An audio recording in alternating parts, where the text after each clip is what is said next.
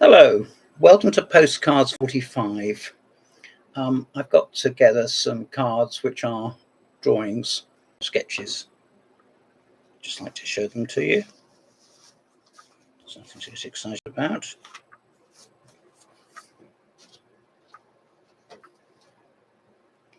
The first of these is this.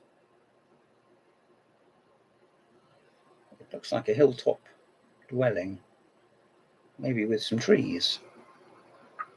It's by Cezanne, and it is Chateau Noir. So the house of the night, or house in the night perhaps. And it is in Rotterdam. It's Holland, isn't it? I shouldn't say Holland, I should say the Netherlands. Now here's a particular favourite of mine. I will not give away a prize for anyone who knows who this is. I will simply say to them, you're going to be banished to a little island if you don't know. It is, of course, Napoleon. This is by Jacques-Louise David. And it is taken, or rather executed, in 1798. And this is in the Louvre. I'd certainly like to see the original, but no prospect that I shall do that. Anyway, there we are. Long before Austerlitz, and 17 years before Waterloo. I don't think of him as having blonde hair, but as you can see, he's no one's fool in that picture. Down here, the work is yet to be completed. I don't think now it will be completed, do you? But nevertheless, I don't mind at all. Far from it. I think it adds a little flavour. Here's a card I've shown before, to the delight of Helen Burrows, and I dedicate this part of the postcards to Helen. This is by Peter Paul Rubens, and it is a sketch of Marie de Medici. And it's French, and it is in the University of Reading art collection.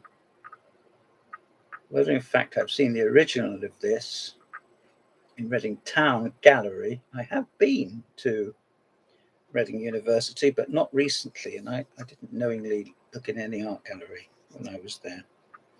I think we stowed away in the library, actually. Don't tell anybody. Now, you don't have to work very hard to work out what this is. This is the walrus and the carpenter, walking hand in hand. If only, said the walrus, the law would understand. The Walrus and the Carpenter by Sir John Tenniel, from Lewis Carroll's Alice Through the Looking Glass. First published in, when do you think? 1871. There we are. Let's see what we can make of this. Well, the sea is at the back. The carpenter has got a square box on his head, which is doubling up as a hat. And the walrus is wearing a jacket.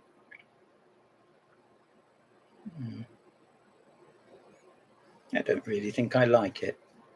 If I had the original, I think I'd sell it. Now here's something.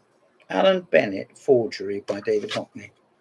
Alan Bennett is forever saying that David Hockney and he are being mistaken for each other. And I said I think it likely that David Hockney is never mistaken for Alan Bennett, but it is the other way around. This was sent to me by my friend Dave. And this is from the 1853 gallery, Salt Mill, Saltaire, Yorkshire.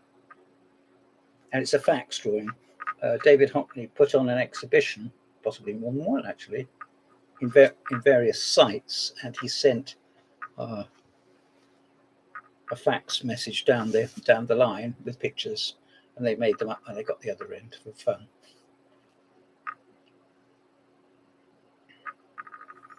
So there we are. An Alan Bennett forgery, because in fact this is not Alan Bennett, but David himself. Now here's a fair bit of shading here. What have we got here? I think you know instantly what it is. This is by Walter Richard Sickert. Sickert, maybe. 1860 to 1942. The Little Bed, Pencil and Chalk. And once again, it's from the Reading University collection. Whether it's they tack on the word collection to imply, from which we can infer that it moves around, I don't know. But I quite like it. Here's a similar sort of thing. This is Albert de Belleroche. Appears to be a lady who is in a seat. And this is probably some draft that's been drawn up.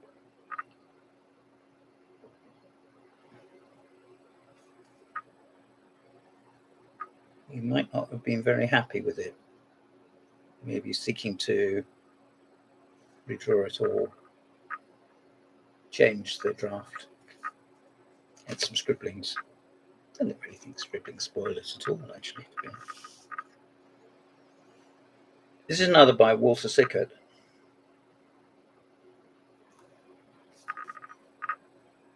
Appears to be a young lady without, I was going to say without any clothes on, but she actually has got some clothes on, but not too many. And at the back there is somebody. Looks like he's either playing the lyre or looking out of the window or doing anything other than taking advantage of the fact that he can see her. Marie sitting on a bed. It's a pencil, chalk, and white heightening on grey paper. And this is once again from the University of Reading. I didn't realise I had so many of these. These are fairly new acquisitions for me. One of the reasons I'm showing you them now is because they haven't been put into albums. Here's something more conventional.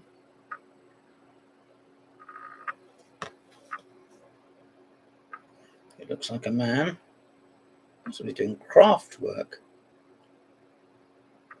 I don't know exactly. He might just be reading something or nodding off to sleep. What do you think before I read out what's on the back? This is by James Abbott McNeill Whistler, and it's called The Fellow Traveller. And this is a picture of somebody called Philip, Ronald Murray Philip, and it is for the 4th time from the Reading University collection. If you saw the original, you might better work out what's happening down here. If he is a traveller, it may be he's weary because they're travelling, or it may simply be that it's just a sketch.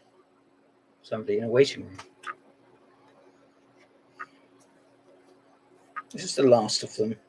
It's a seated Roman soldier from the University of Reading art collection again, and from the 16th century.